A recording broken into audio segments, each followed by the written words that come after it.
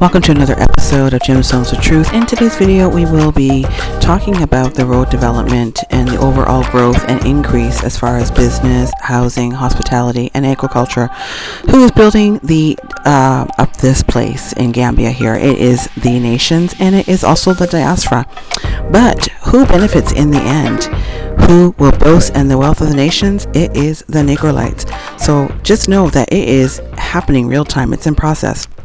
Also in the episode, we will be discussing the seasons and the Father's Sabbath, his feast days, and how do they correlate with the seasons.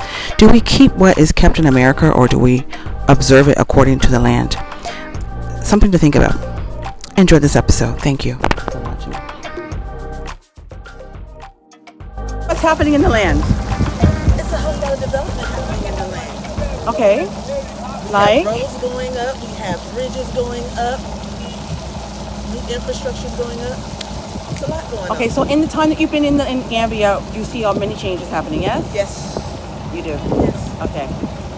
Well, right now we're in the development stages here in the Gambia, as you can see. Right now, like in Isaiah, it talks about, let me get me book. Talks about Isaiah 58, verse 12. Your people will rebuild the ancient ruins and will raise up age-old foundations. You will be called a repairer of broken walls, repairer of streets with dwellings. That's what we see right now. What's going on? Streets are now being put in almost everywhere. Over from Ghana Town, all the way straight down from Turntable, and all the rest of other neighborhoods eventually going to have streets put back in. So, this is ground zero. Y'all didn't dig it. Yeah. Okay, so this is some of Goshen members. It's not all. Not all Goshen is here at this time, but on their way. And so you hear King talking about, this place of safety. And we all know that Gambia is known as the narrow path, right? And if you look at Revelation, it talks about narrow is the gate, few shall find it. Isn't it? Gambia is also known as a gate too, right? A gate, but it's also known as the narrow path. Hey, the narrow way. Connect the locations. The Father was giving you a location to come to, a place of safety. All right. So you ladies have been in Gambia for. All of you have been here for over a year now, right? Yes. Okay. And so we still keep abreast of what's going on in America. We watch all the videos. Do you feel safe? Yes, I do. I really do feel safe. I feel safe because we're under the banner. We're under the banner of King David, and we're in the place of safety. So I really do feel safe here in Gambia. Okay. Yes, absolutely. I actually felt safe before I even arrived. I knew that this is where I'm supposed to be. I knew that my people were here. I knew that the king was here. I knew that this is where home is. Okay. Yes, I do feel safe. I'm very comfortable here in the Gambia with the king in Goshen. I was safe in Arizona with the king in Goshen. And yeah, I'm comfortable. Gambia is a very safe place. It's safer than more than other countries, and because safety is here. A lot going on. Yeah, Senegal is Which is the turning up right now. neighbor to Gambia. Senegal is turning up. It's like we read verses of scripture, we go to sleep, or we going throughout our days. Next thing you know, we don't understand some stuff, probably not unlock some stuff, and next thing you know, people just going off the handle. And we're still safe over here and whatnot, but Senegal is like literally right next door, and still that stuff is not coming here to the Gambia.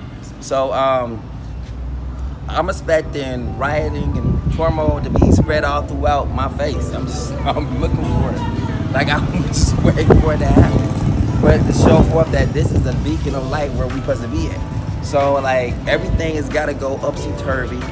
Whatever you thought is going to be, whatnot, everything is going to be exactly as it's written. So those who are leaning to their own understanding, that will be probably the slow trip that will take your life.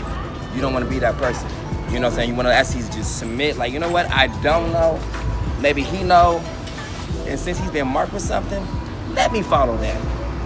That's what I would be. If I wasn't even the one that was marked with seal and I heard a person give a testimony that I've never heard in my life, and I can see it in the scriptures, all pride aside, oh, you can't, whatever. What? Okay. What I got? Don't matter. So, okay. So, ladies, do you see, okay, the bulk of where we're at here in Gambia, do people acknowledge him as the king? Yes. They all call him King. They go, king. They yell out, right? Exactly. Okay. And he gets honor and glory, right? He really does, right? And so the people here, they see something different with him. And what I was trying to ask him is some of the things that we're working on inclusively is citizenship, trying to get citizenship, right? But also King is working on land development, those kinds of things, certain projects that are coming this way. Having our own city, our own Right. community. Right. Forget just having a compound. I'm talking about the city. You know what I'm saying? Like city of Goshen or whatever. Just have a whole little community where people come in right now. They literally have we have tons of houses on that bad boy. We're right there by the beach for the most part. Just up there just chilling. We having our own little vegetation. We just looking for a spot for us.